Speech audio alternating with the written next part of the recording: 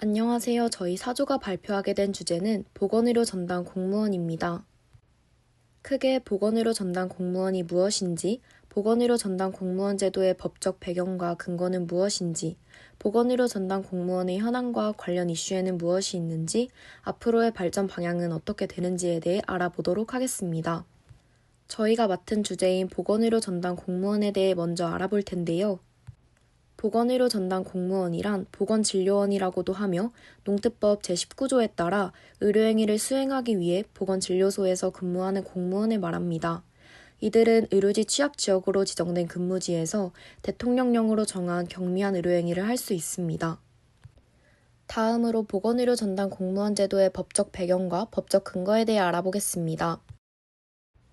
1970년대 한국은 경제 성장이 빠르게 이루어졌지만 도시와 농어촌 간 의료 불평등 문제가 심각해졌고, 이를 해결하기 위해 정부는 1차 보건의료를 국가 보건정책으로 채택했다고 합니다. 그 실천 방안으로 1980년에 농어촌 등 보건의료를 위한 특별조치법이 제정되었으며, 해당 법에 따라 농어촌 지역에 보건진료소를 설치하고 1차 보건의료를 담당할 보건진료원을 배치하게 되었습니다. 이러한 제도는 의료 접근성을 높이고 지역 주민들에게 기본적인 보건의료 서비스를 제공하기 위한 중요한 전환점으로 작용하였다고 합니다. 보건진료원은 간호사나 조산사 면허를 가진 사람 중 보건복지가족부 장관이 주관하는 24주 이상의 교육을 이수한 뒤 시장이나 군수에 의해 임용됩니다. 보건진료소는 농어촌 등 보건의료를 위한 특별조치법에 따라 의사가 배치되기 어려운 농어촌 의료 취약지역에 설치되고, 보건진료원들은 이곳에서 1차 의료를 담당하며 지역사회를 대상으로 다양한 보건사업을 수행합니다.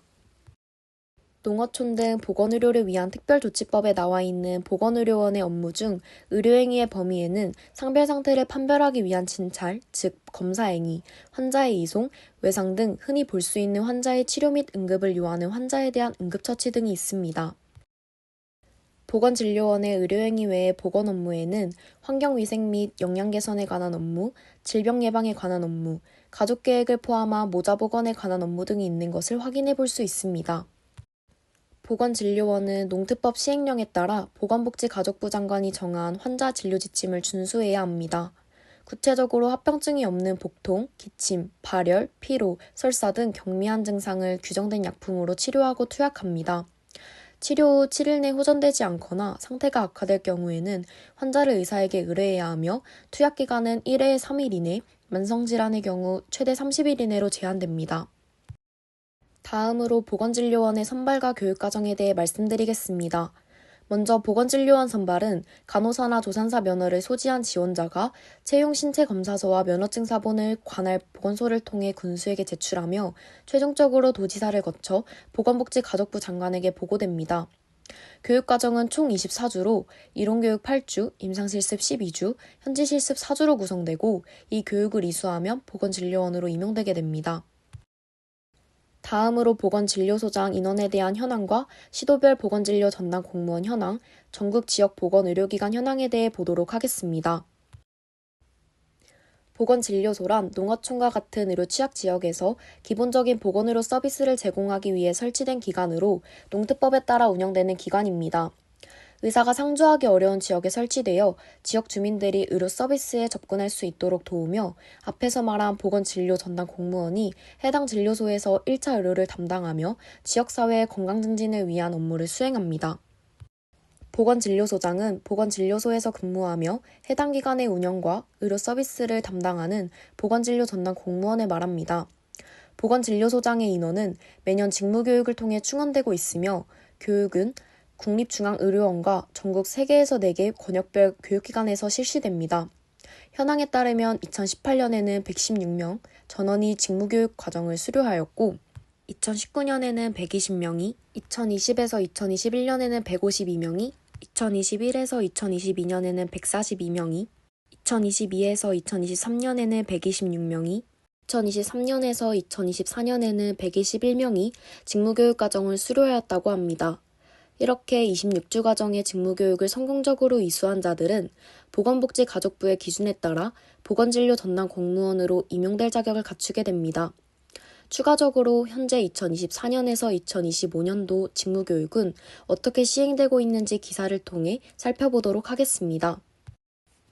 2024년 11월 18일 한국건강증진개발원에서는 144명의 교육생을 대상으로 2024년에서 2025년도 신규 보건진료 전담 공무원 직무교육을 시작했습니다. 이번 교육은 2017년부터 수행해온 8번째 교육과정으로 2025년 5월까지 진행된다고 합니다. 이번 직무교육에서는 보건의료 환경 변화와 국가정책을 반영해 교육과정의 전문성을 강화하였으며 전문이론 교육을 확대하고 노인 초점 교육과 상처 간호 교육 등을 새롭게 추가하여 1차 의료 전문성을 높인 바 있습니다. 다음으로 시도별 보건진료 전담 공무원 현황에 대해 알아보겠습니다. 보건진료 전담 공무원 수가 매년 1,800명대를 유지하는 가운데 전남은 2017에서 2021년까지 매년 보건진료 전담 공무원 수가 300명 이상을 유지하며 5년 연속 최다 인원을 기록했습니다. 전남은 2022학년도 의과대학 입학정원 현황과 전국 지역 보건의료기관 현황을 보면 알 수 있듯이 의과대학은 수도권에 집중되어 있고 전남은 전국에서 유일하게 의과대학이 없는 지역입니다. 이로 인해 지역 내 의사 인력 양상에 어려움이 있고 보건진료원의 역할이 더욱 중요해지고 있습니다. 다음으로는 보건진료 전담 공무원, 보건진료소와 관련된 이슈에 대해 살펴보도록 하겠습니다. 최근에는 앞서 언급한 전남 지역과 같은 의료 취약지의 의료 서비스 강화를 위해 보건진료소의 공중보건의사 배치를 확대하는 법안이 발의되었습니다. 이는 보건진료소의 한계를 극복하고 정기검진 등 전문적인 의료 서비스를 제공하기 위한 조치입니다. 그러나 공보의 인력 부족으로 실제 배치에는 어려움이 있을 것으로 예상됩니다. 공보의가 배치되지 않은 보건지소에서 보건진료 전담 공무원이 제한적인 의료행위를 수행할 수 있도록 하는 법안도 발의되었는데요. 이 법안은 간호사 등 보건진료 전담 공무원이 일정 교육을 이수한 후 경미한 의료행위를 할 수 있도록 하여 의료 공백을 최소화하려는 것이 목적입니다. 그러나 현재 이 법안에 대해 의료계는 강하게 반발하고 있는 상황입니다. 최근 공보의 배치율 감소로 인해 보건지소의 진료 실적도 저조한 것으로 나타났습니다. 앞서 언급한 바와 같이 2024년에서 2025년 교육에서는 보건진료 전담 공무원의 역량 강화를 위해 직무교육 과정을 강화하고 있습니다. 이는 공보의 배치가 어려운 의료 취약지에서 보건진료 전담 공무원의 역할을 강화하기 위한 노력의 일환으로 볼 수 있습니다. 일부 지자체에서는 지역 주민의 건강 증진을 위한 특화된 프로그램을 운영하고 있다고 합니다. 또한 의료 취약 지역에서 원격 협진 사업이 확대되면서 정보통신 기술을 활용해 보건진료소와 협진의사의 디지털 의료 지원 시스템을 통해 만성질환자, 고령자, 독거노인 등 취약계층에게 지속적인 건강관리와 진료 서비스를 제공하는 시스템이 확대 추진되고 있습니다. 마지막으로 보건진료 전담 공무원의 발전 방향에 대해 알아보겠습니다. 보건의료 전담 공무원의 역할이 점점 더 중요해짐에 따라 전문성을 강화하고 현장에서 효과적으로 대응할 수 있는 능력을 배양하기 위해서는 핵심 역량 기반 교육과정 도입이 필요합니다.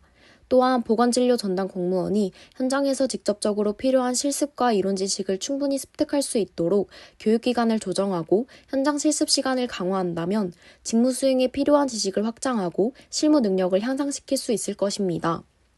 두 번째로 보건진료 전담 공무원의 직무는 매우 다양하고 중요한데요. 각 업무의 중요도와 난이도를 분석하여 효율적인 교육과정을 설계하기 위해서는 직무 분석을 통한 역할 재정립이 필요합니다. 세 번째로 보건진료 전담 공무원의 역량 강화를 위해 지속적인 교육이 필요하다는 점에서 보수교육과 직무교육을 연계하여 계속해서 전문성을 발전시킬 수 있는 시스템을 구축하려는 노력을 하고 있습니다. 네 번째로 보건진료 전담 공무원의 교육과정을 표준화하여 일관된 교육 품질을 유지하고 효율적인 평가 기준을 통해 교육의 효과성을 높이기 위한 제도화가 필요하며 다섯 번째, 건강증진 사업의 효과적인 실행을 위해 표준 매뉴얼을 개발하여 일관된 기준과 절차로 사업을 진행하도록 도와야 합니다. 이상으로 저희 조의 발표를 마치도록 하겠습니다. 감사합니다.